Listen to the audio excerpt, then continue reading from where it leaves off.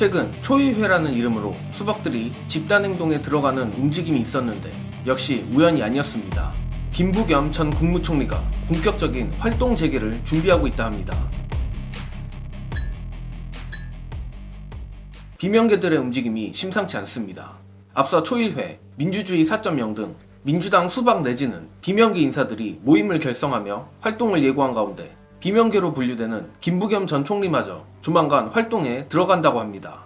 김부겸 전 총리 측 관계자는 경향신문과의 통화에서 김 전 총리가 다음 주부터 언론 인터뷰를 시작으로 활동을 재개한다며 9월부터는 본격적으로 활동에 들어갈 전망이라고 밝혔습니다. 일단 김 전 총리는 주로 방송 인터뷰와 강연 중심으로 활동을 넓힐 예정이라고 하며 연구활동을 위한 사무실도 구하고 있다 하는데 관계자에 따르면 여의도에 있는 생활정치연구소 사무실을 빼고 난 뒤 지지자들과 연구자들 사이에 다시 사무실을 내고 모임을 하자는 이야기가 있었다라 전했습니다. 이거 아무리 봐도 정계복귀의 정석 코스를 밟고 있는 느낌이 드는데 물론 미래를 예단해서 그것도 같은 민주진영 정치인을 비판하는 건 저도 좋아하지 않습니다.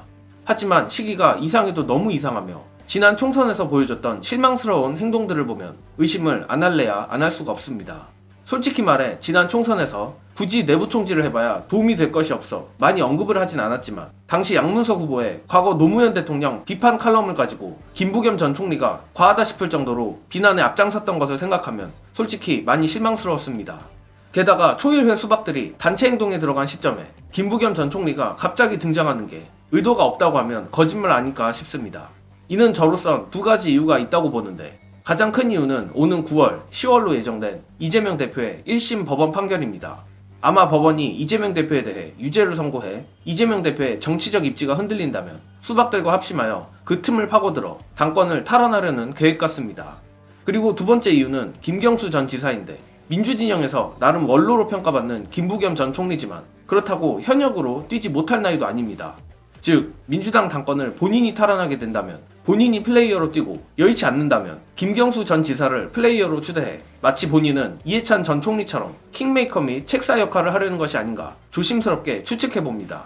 물론 김부겸 전 총리가 수박이라고는 생각하지 않으며 저 혼자 김 전 총리의 의도와 관계없이 굉장히 부정적인 예측을 한 것이긴 하지만 지금껏 민주당 수박들의 행보를 보면 늘 최악의 예측보다 나빴으면 나빴지 좋았던 경우는 없었습니다. 다만 이들이 망상을 하는 것까지는 자유니 뭐라 할 수 없지만 이들의 계획대로 되기는 굉장히 힘들다고 봅니다. 이재명 대표의 1심 판결이 무죄 또는 대선 피선거권 박탈 미만의 형이 나오면 그 자체로 수박들은 아예 숨쉴 공간 자체가 없을 것이고 만에 하나 유죄가 나온다 하더라도 중도층에서의 지지는 흔들릴지언정 90%에 가까운 당원들의 지지를 받는 이재명 대표의 민주당 내 입지가 흔들리기는 쉽지 않다고 생각합니다. 아무튼 지난 총선을 지나면서 수박들의 규모나 영향력이 사실상 박살나긴 했지만 여전히 수박들은 당의 주인인 당원들을 무시하고 당권을 찬탈하려는 계획만 꾸미는 것 같아 정말 지긋지긋합니다. 김부겸 전 총리가 그래도 민주당의 원로로 평가받는 만큼 부디 노욕에 사로잡혀 잘못된 선택을 하지 않길 바라며 한편 수박들의 준동보다 이재명 대표와 한동훈 간 여야 대표 회담이 오히려 향후 정계에 미칠 영향이 더 커 보입니다.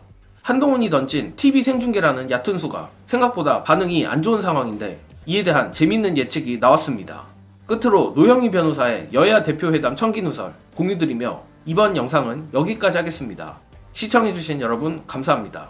한동훈이 먼저 공격적으로 치고 나가면서 공개하자마자 TV 생중계하자. 생중계에서 한동훈이가 당대표로서 그런 말을 하잖아요. 그러면 그걸 안 지킬 수가 없게 됩니다. 아, 이렇게 보는 시각도 있네? 당연하죠. 왜냐하면 그 사람이 이렇게 보는 재밌다 이거. 밀실 합의를 하게 되면 뒤에서 이재명하고 무슨 합의를 했든 간에 용산에서 하지마 그러면 끝나는 거야. 근데 그렇지. 한동훈이가 생중계를 해버려. 처음부터 끝까지. 거기 이재명이 맞장구를 쳐줘. 이렇게 가는 게 맞지 않습니까? 맞습니다. 원론적으로 맞죠. 그럼 그렇게 합시다. 근데 거기서 만약에 한동훈이가 뺀다. 내지는 한동훈이가 뭐 대통령을 좀 옹호하려고 뭔가 좀 수작을 부린다. 그거를 생중계로 보여줘요? 그럼 완전히 이재명 대표가 망하는 맞장구를 거지. 많이 쳐주면 되겠구만. 이재명 대표가 맞장구 치려고 생각하는 중이라니까. 양쪽에서 그럼 좋습니다. 이게 올바른 거니까 이쪽으로 갑시다. 만약에 그렇지 않잖아요? 한동훈 되는 거예요. 이재명 대표도 이게 어떤 의미를 가지는지 충분히 알고 있기 때문에 지금 자신감이 되게 많아요. 이 상황을 주도권을 가지고서 뛰어나가려면 결과론적으로는 한동훈을 무대에 앉혀놓고 한동훈을 무대에 앉혀놓는 게 중요해. 한동훈이가 마음껏 펼치게 한 다음에 이 사람이 흥분해가지고 이제 오버할 때 갉아먹는다. 그때 탁 받아먹는